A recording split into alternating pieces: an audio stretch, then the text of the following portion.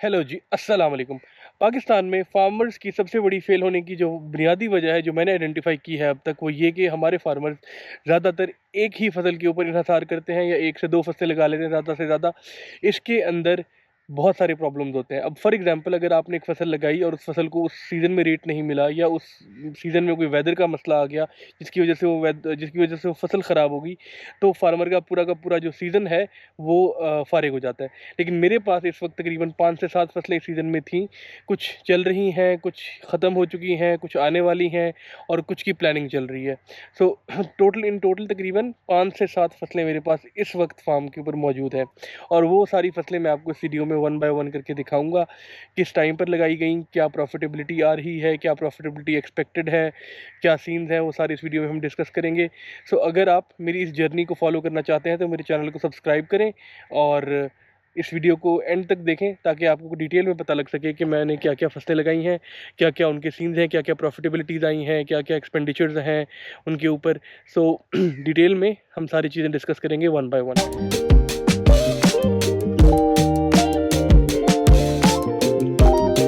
पहली फसल जो है वो है मूली की, जो मैं आपको दिखाने लगा हूँ, जो कि तकरीबन एंड हो चुकी है और बस आखिरी दमों पे चल रही है।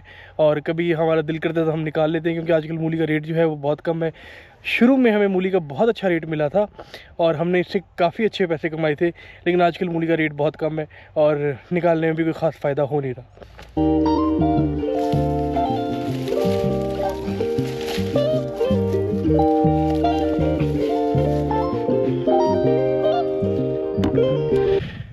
फाइनली जी एक मूली निकाल ली है और ये अब काफ़ी ओवर साइज़ हो चुका है। ये बिकने के काबिल भी नहीं है, क्योंकि हमने इसके ऊपर ज़्यादा ध्यान नहीं दिया। इसका रेट बहुत अच्छा था नहीं एंड पे, तो जो बच गया वो हमने छोड़ दिया। फिर जो अगली फसल जिसकी हम बात करेंगे वो एक तो ये मूली है और इसके बिल्कुल सामने यहाँ पर शलजम हुआ करता था किसी ज़माने में। अभी तो हम सारा शलजम ही बेच के खा गए हैं और अभी जो है मैं आपको शलजम, कोई इक्का दुक्का बचा होगा तो मैं आपको शलजम भी तोड़ के दिखाता हूँ। इसमें जो शलजम है वो आई होप कि इस पौधे के नीचे शायद थोड़ा बहुत हमें शलजम बल्कि है। ये देखें, ये छोटा सा शलजम है।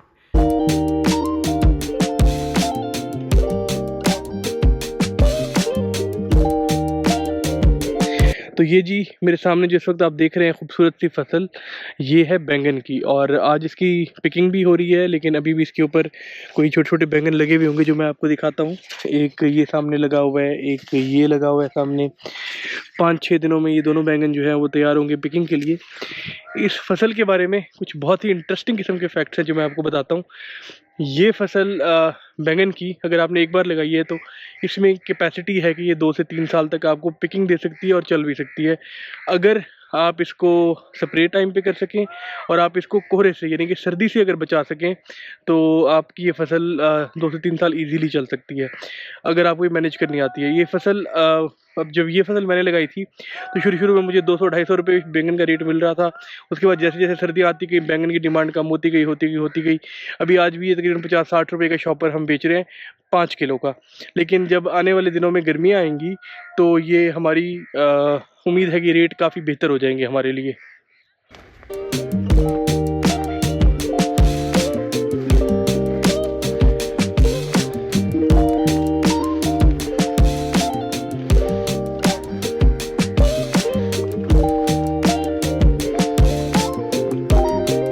तो ये हो रही है जी बैंगन की पिकिंग। यहाँ पे सारा बैंगन आया पड़ा, इस तरह से काफ़ी सारी ढेरियाँ लगी हुई हैं और बाद में जो है ये बैंगन हम 5-5 किलो के शॉपर के अंदर पैक करके मंडी भेज देते हैं।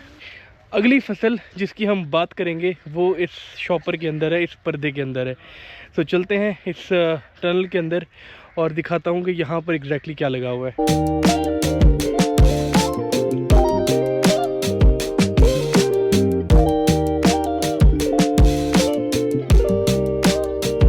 जी कुछ इस तरह से होता है टनल के अंदर का व्यू। यहाँ पर बाहर वाली 2 लाइनों में पौधे लगे हुए हैं, इधर वाली 2 लाइनों में भी पौधे लगे हुए हैं, सेंटर वाली लाइन खाली है। ये बेसिकली करेले का टनल है और करेला जो है वो 4 लाइनों पे लगता है, उसमें 2 लाइनें खाली रहती हैं। मैं आपको करेले के पौधे डिटेल में दिखाता हूँ। ये पौधा अभी बहुत छोटा है और इसकी हमने नर्सरी मंगवाई थी, ये हमने यहाँ पे ग्रो नहीं किया था। जैसे जैसे ये बड़ा होता जाएगा ये इस क्रॉप नेट के ऊपर चढ़ता जाएगा और इवेंचुअली ये एक पूरा पौधा बन जाएगा और इसके ऊपर फ्रूट्स लगना शुरू हो जाएंगे इंशाल्लाह।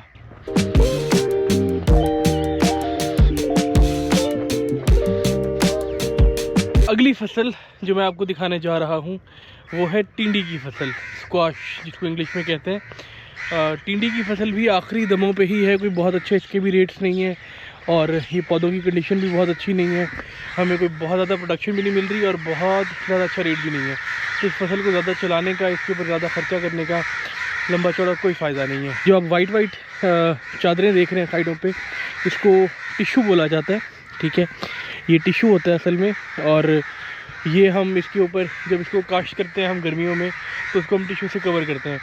वो इसलिए कवर करते हैं ताकि इसको वाइट फ्लाई एक इंसेक्ट होता है, उसका अटैक बहुत ज़्यादा आता है वाइट फ्लाई का, तो इसलिए हम इसको जो है ना टिश्यू से कवर कर लेते हैं ताकि इसके ऊपर वाइट फ्लाई का अटैक कम आए। और जब ये बड़ा हो जाता है तब तक सर्दी आ जाती है, वाइट फ्लाई भी मर जाती है और फिर हम टिश्यू ओपन कर देते हैं।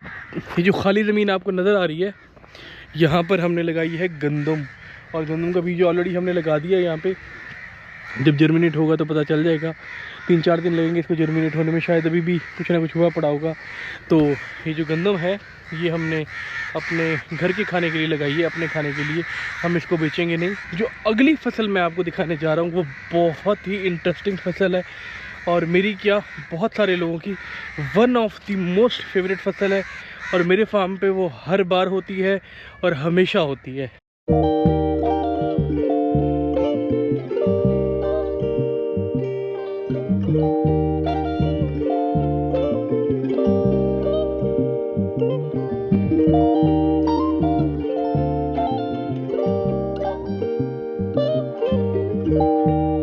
जो फसल है ये है खीरा, और खीरे के बारे में कुछ इंटरेस्टिंग फैक्ट्स आपको बताता हूँ।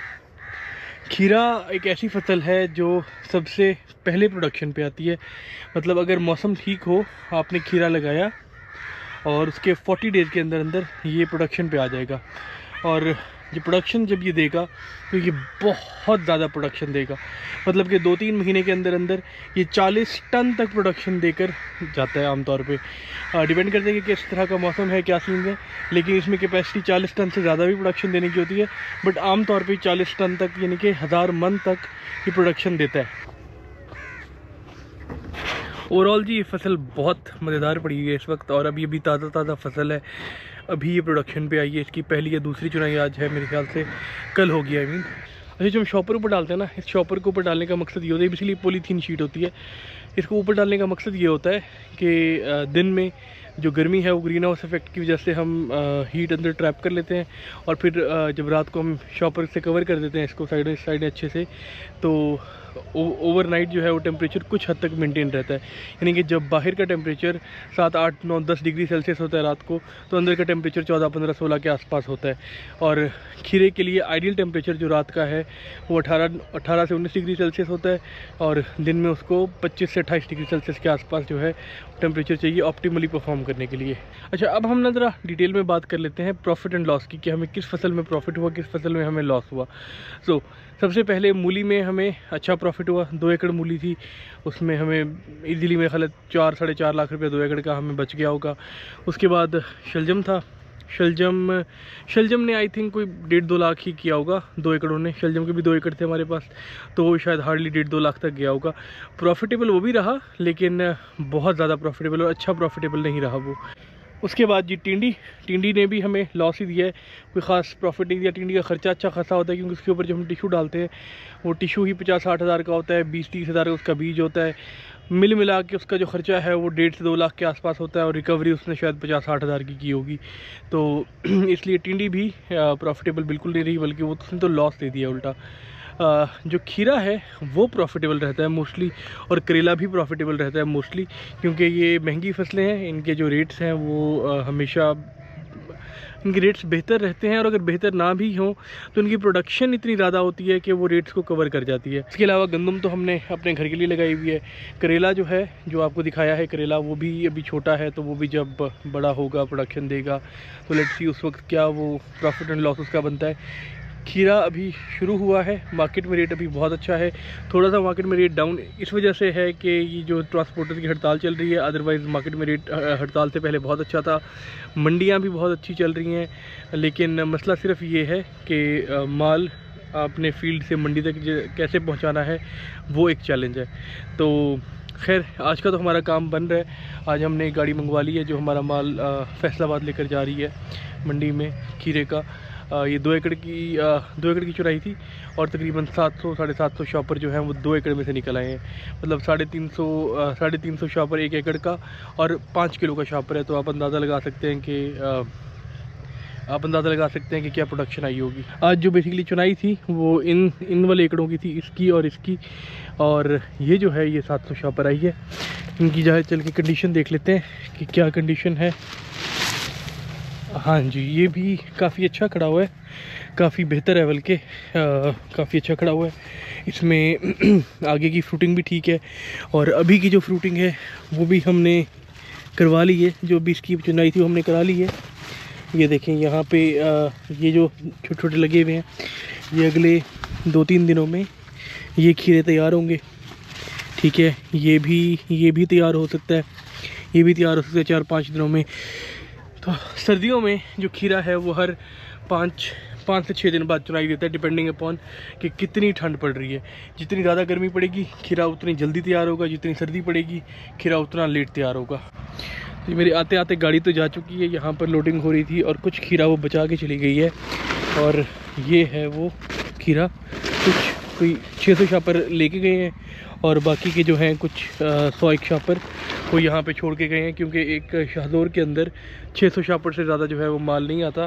तो जो बाकी का होता है वो ओवरलोड नहीं करते और वो छोड़ जाते हैं फिर। तो ये अब कल जो है वो किसी और मंडी में, किसी और गाड़ी में ये सारा खीरा और जो दोबारा कल चुनाई आएगी सारी मिला के हम ये इसके साथ भेज देंगे। तो अगर आपको ये वीडियो पसंद आई है तो मेरे चैनल को सब्सक्राइब करें और if you want to be part of my journey stay tuned, subscribe to my channel. और नीचे मुझे कमेंट्स में बताएं कोई स्पेसिफिक चीज़ अगर आप पूछना चाहते हैं, अगर कोई डिस्कशन आप करना चाहते हैं तो नीचे मुझे कमेंट सेक्शन में बताएं। I will be happy to reply back to you. और मिलते हैं आपसे अगली वीडियो में, तब तक के लिए अल्लाह हाफ़िज़।